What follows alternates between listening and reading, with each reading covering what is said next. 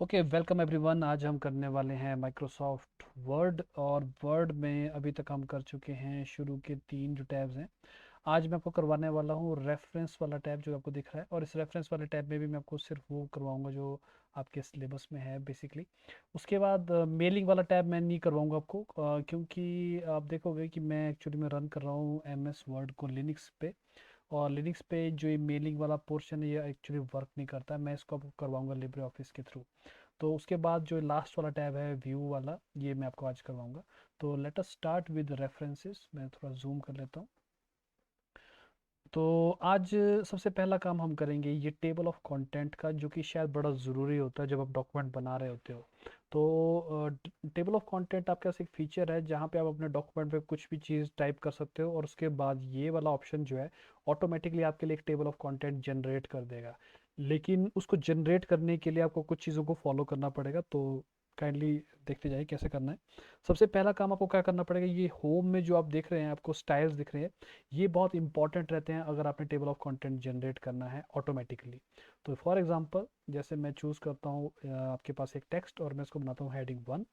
और आपके पास एक और है, इसको बना देता हूँ मैं हेडिंग 2।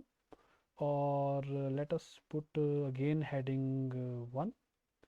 तो आप देख सकते हो ये मेरे पास एक डॉक्यूमेंट बन गया है। Let us put another heading 1। तो मेरे पास एक डॉक्यूमेंट है जिसमें बहुत सारा टेक्स्ट जो है हेडिंग 1 है, हेडिंग 2 है, एंड सो ऑन। अब आपको करना क्या है कि सबसे पहले आपको अपने माउस को ले जाना है उस जगह पे जहाँ पे आप टेबल ऑफ कंटेंट चाहते हो। और फिर आपने जाना है रेफरेंसेस में, और टेबल ऑफ कंटेंट में जाना है। इसमें आपके पास ऑप्शन आता है टेबल ऑफ कंटेंट में basically automatic table of content का। तो आप यहाँ से कोई भी फॉर्मेट चूज़ कर सकते हो। जैसे मान लो सबसे पहला फॉर्मेट है, आप देखोगे इस पे लिखा हुआ है हेडिंग 1, हेडिंग 2, हेडिंग 3। तो इसीलिए मैं आपको बता रहा था कि आपको स्टाइल में से वो हेडिंग 1, हेडिंग 2, हेडिंग 3 जो है वो आपको चूज़ करने पड़ते हैं। जैसे जैसे मैं इस पर क्लिक करूंगा, आप देखोगे ऑटोमेटिकली एक टेबल ऑफ कंटेंट जनरेट हो जाता है। और इसके जो पेजेस हैं वो भी आपके पास जनरेट हो जाते हैं। तो होता ये है कि जब आप इस तरीके से आप डॉक्यूमेंट बनाते हो, तो सिर्फ एक क्लिक से आप टेबल ऑफ कंटेंट जो है वो आप जनरेट कर सकते हो। मज़े की बात यह है कि अगर आप अपने कंटेंट को बाद में अपडेट भी करते हो, तो ये जो पेज नंबर है ये आप बाद में फिर से अपडेट कर सकते हो। कैसे? जस्ट आपको अपडेट टेबल पे जाना है, और अपडेट टेबल पे आपको चूज़ करना है update entire table, and press okay. और आपका जो टेबल है वो कैलकुलेट होके उसमें जो भी आपके पास पेज नंबर थे वो अपडेट हो जाएंगे। तो ये आपके पास ऑप्शन जो है बड़ा ही काम का ऑप्शन है अगर आप टेबल ऑफ कंटेंट जो है जनरेट करना चाहते हैं डॉक्यूमेंट के लिए।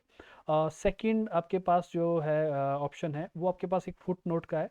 तो मैं आपको फुट नोट दिखाता हूँ, फुट नोट कैसे वर्क करता है। फॉर एग्जांपल जैसे मान लेते हैं आपके पास कोई टेक्स्ट है जहाँ पे आप टाइप कर रहे हैं। अब आप इस चीज़ का रेफरेंस देना चाहते हैं इसी पेज पे। तो मैं क्या करता हूँ, मैं वहाँ पे जाता हूँ जहाँ पे मुझे रेफरेंस देना है, और मैं क्लिक करूँगा इंसर्ट फुट नोट पे। तो फुट नोट क्या करता है, आपके बिल्कुल पेज के नीचे एक छोटा सा एरिया क्रिएट कर देता है जहाँ पे आप टाइप कर सकते हो। जैसे कि मैं लिखता हूँ this is a note of the book ABC। तो ये बेसिकली एक तरीके से छोटा सा, आप देखोगे जहाँ पे मैंने क्लिक किया था वहाँ पे एक छोटा सा वन आ गया है। और ये वन जो है ये डायरेक्टली यहाँ पे आपके अपीयर हो रहा है। वैसे मैं लिख सकता हूँ जैसे मान लो मुझे मुझे यहाँ पे एक फुट नोट देना है, तो I can create foot note. तो आपके पास एक सेकेंड एंट्री वहाँ पे आ जाएगी। तो आप यहाँ पे वो रिलेटिव फुटनोट दे सकते हो जो आपके डॉक्यूमेंट या आपने जहाँ पे भी आपने उसको मार्क किया उसके लिए इम्पॉर्टेंट है। तो आप देखोगे फुटनोट जो है काफ़ी इम्पॉर्टेंट रहते हैं, स्पेशली जब आप कोई बुक्स लिख रहे हो या आप उसके रेफरेंसेस जो है यहाँ पे देना चाहते हो। तीसरा जो इम्पोर्टेंट पोर्शन है वो है साइटेशन का। और साइटेशन जो है वैसे तो एक कैजुअल यूज़र के लिए शायद इतनी इम्पोर्टेंट नहीं है, लेकिन जो लोग आपके रिसर्च पेपर लिखते हैं या जर्नल्स में आपके आर्टिकल चाहते हैं, उन्हें अपने जितनी भी इंफॉर्मेशन है उसको साइट करना पड़ता है उसके सोर्स को। अब मैं आपको इसका पूरा का पूरा तरीका समझा देता हूँ कि साइटेशन वर्क कैसे करती है एम एस वर्ड में। सबसे बड़ी प्रॉब्लम ये है कि जो साइटेशन का जो मैकेनिज्म इनका वो थोड़ा स्लो है। बट अगर आप इसको अच्छी तरह फॉलो करोगे तो ये काम करता है। ऑल्दो इससे साइटेशन को प्रोवाइड करने की इससे इससे अच्छे और बेटर वेज हैं। तो अगर मुझे मौका लगा तो मैं आपको ज़रूर बताऊंगा कि जो एमएस वर्ड का साइटेशन है उसके अलावा एक और मेथड भी जिससे आप साइटेशन जो है क्रिएट कर सकते हो। तो लेट अस स्टार्ट। जैसे मान लेते हैं थोड़ा सा, जैसे ये एक पोर्शन है जहाँ पे मैं साइटेशन चाहता हूँ। तो आपको करना क्या है, आप दो तरीके से साइटेशन डाल सकते हो। या तो आप जा सकते हो इंसर्ट साइटेशन में, या आप ये जो मैनेज सोर्सेज लिखा है इस पे आप जा सकते हो। तो let us go to manage sources. तो मैनेज सोर्सेज क्या करता है, ये आपके डॉक्यूमेंट में डिफरेंट डिफरेंट साइटेशन उनको क्रिएट कर सकता है। तो कैसे, फॉर एग्जांपल जैसे मैं क्लिक करता हूँ न्यू पे, तो ये आपको एक साइटेशन क्रिएट करने में हेल्प करेगा। तो यहाँ से ड्रॉप डाउन से आप चूज कर सकते हो कि आप किस चीज़ को साइट करना चाहते हो। अगर आप बुक को करना चाहते हो तो you can choose book.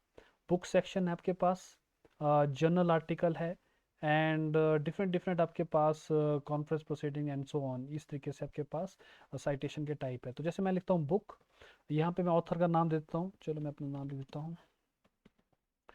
Title दे सकता हूँ मेरे बुक का, जैसे मैं लिखता हूँ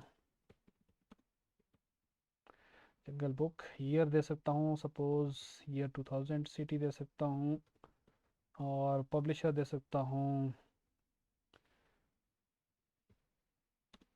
चलो जो भी है। तो आई कैन प्रेस ओके, और आप देखोगे कि ये साइटेशन जो है मेरे पास एक मास्टर लिस्ट में स्टोर हो जाएगी। इस तरीके से मैं क्या कर सकता हूँ, मैं मल्टीपल सोर्स जो है वो ऐड कर सकता हूँ। जैसे जर्नल है, अब जैसे मैं एक जर्नल आर्टिकल डालता हूँ, चलो किसी और नाम से डालता हूँ, अ, इस तरीके से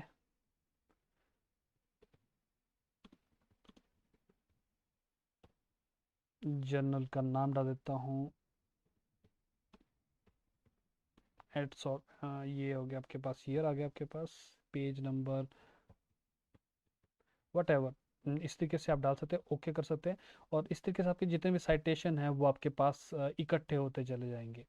अब आप क्या कर सकते हो कि जहाँ पे भी आपको साइटेशन चाहिए वहाँ पे जाके आप जा सकते हो साइटेशन में, और जो जो साइटेशन आपने क्रिएट की होगी वो वहाँ पे आना शुरू हो जाएगी। तो जैसे मैं क्लिक करूँगा तो आप देखोगे ऑटोमेटिकली एक साइटेशन का आपके पास टेक्स्ट अपीयर होगा यहाँ पे, और ये जो साइटेशन है ये आपके ऑटोमेटिकली यहाँ से जो है फिल की जाएगी। अगर आपने इसका स्टाइल चेंज करना है तो आप यहाँ से स्टाइल चेंज कर सकते हो साइटेशन का। तो बेसिकली जैसे मैं एग्जांपल के लिए इसको मैं हटा देता हूँ साइटेशन को।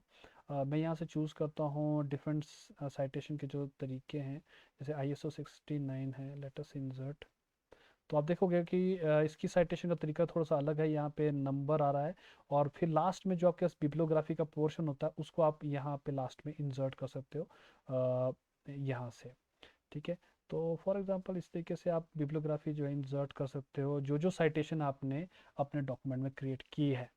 जैसे मैंने आपको बताया था ये एक मेथड है और आप इसको फॉलो कर सकते हो अगर आप चाहते हो फॉलो करना।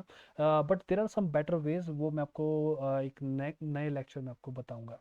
तो ये आपके पास मेन आपके पास रेफरेंसेस में जो सबसे इंपॉर्टेंट कैटेगरीज थी वो थी। इसके अलावा तीन और कैटेगरी है, मैं चाहूँगा कि आप इसको खुद ब खुद चेक कर लें। मेलिंग, जैसे मैंने आपको बताया कि ये एक्चुअली में वर्क नहीं करता है लिनक्स में अच्छे तरीके से। तो ये मैं आपको करवाऊंगा लिब्रे ऑफिस से, ताकि लिब्रे ऑफिस का भी आपको एक ओवरव्यू हो जाए। और फिर आपके पास बचता है रिव्यू।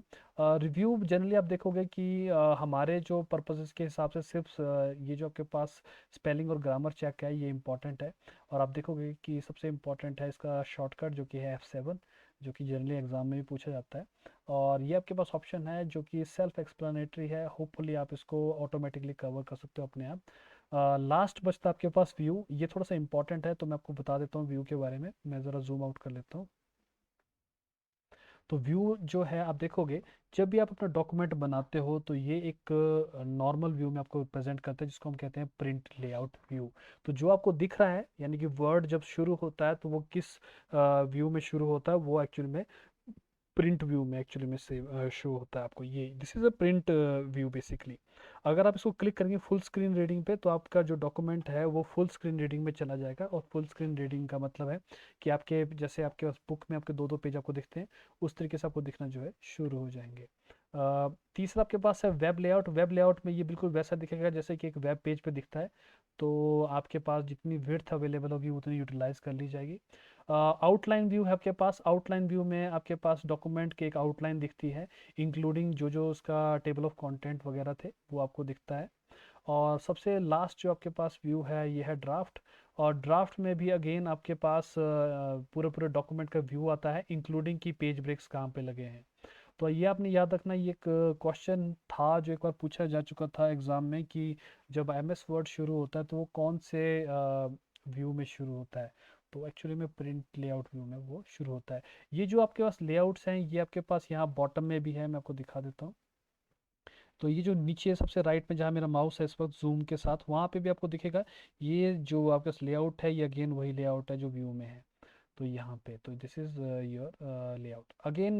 बाकी के जो ऑप्शन आपके पास है, जूम है आपके पास, ये आपके पास जूम करने के लिए यूज़ होते हैं। आप यहाँ से क्लिक करके कितने पेजेस देखना चाहते हो एंड सो ऑन, यहाँ से जूम सेलेक्ट कर सकते हो। आप कितना परसेंट आपने जूम करना है वो सिलेक्ट कर सकते हो डॉक्यूमेंट को देखने का। और ये आपके पास ग्रिड लाइंस हैं, ग्रिड लाइन यहाँ से आप एक्टिवेट कर सकते हो या डीएक्टिवेट कर सकते हो। रूलर जो आपको दिख रहा है वो आप यहाँ से ऑन या ऑफ कर सकते हो एंड सो ऑन। तो ये ऑलमोस्ट मेरे हिसाब से लगभग कंप्लीट है आपके पास एम एस वर्ड का जो जो मैंने आपको करवाना था। एक आपके पास टॉपिक बचता है वो है आपके पास मेलिंग का, जिसको मैं नेक्स्ट लेक्चर में आपको करवाऊंगा यूजिंग लिब्रे ऑफिस। और लिब्रे ऑफिस में मैं आपको बताऊंगा कि लिब्रे ऑफिस और एम एस ऑफिस कहाँ कहाँ पे सिमिलर हैं और कहाँ कहाँ पे डिफरेंट है, ताकि आप दोनों में एक जैसा काम कर सको। अगर आपको कोई डाउट है तो काइंडली इस वीडियो के कमेंट सेक्शन पे आपने कमेंट करना है, ताकि मैं उसका आंसर आपको टाइमली कर सकूं। Thank you.